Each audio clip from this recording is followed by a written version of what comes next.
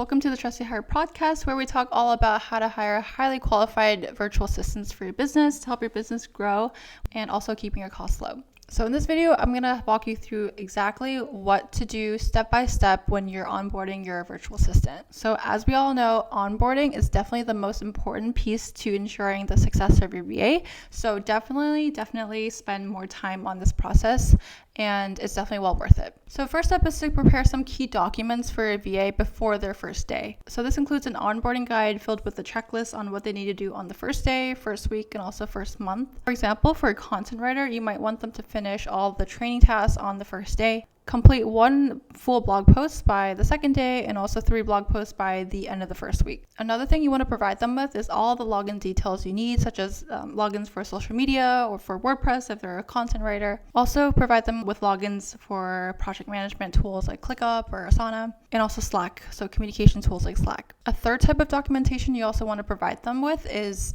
SOPs, and also video walkthroughs of your process. So screen sharing your entire workflow is super important for them to know exactly what your expectations are. And they can also easily refer back to these videos while they're doing their work, so that in case they miss anything in the beginning, they can always go back.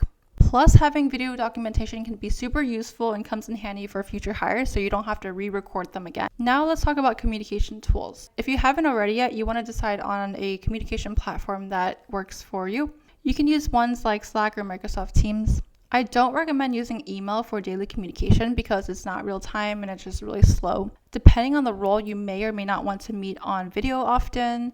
I know a lot of roles that are more independent, like a content writer or a graphic designer, there might not be a need to meet on video often, or the VA may not also want to meet super often on video because that kind of disturbs their process and workflow. But for roles like project managers, you might want to schedule those Zoom meetings more often. You also want to discuss with your VA how often they should send you updates. So I know some business owners that like to do an end of the day report, so the VA sends them a quick summary of what they did during the day. And I also know some other business owners that are a little bit more hands-off and they just like to kind of communicate on project management tools like ClickUp and just see if a task has been done via ClickUp. Step 5 is to track KPIs. On their first day, you want to make sure to communicate well to them exactly what their long-term and short-term goals are for this role. For example, a content writer's goal may be to write X amount of blog posts per week, while a social media manager may have goals relating to engagement rate or follower growth. So when they are onboarding, you definitely want to make sure that you have frequent check-ins with them. Especially in the beginning, you want to have almost daily or weekly check-ins with them so that they can take that opportunity to ask any of the questions that they may have, and also just to align on anything that may be on their mind. These can be either through video meetings if that's necessary, or just through a quick check-in via Slack.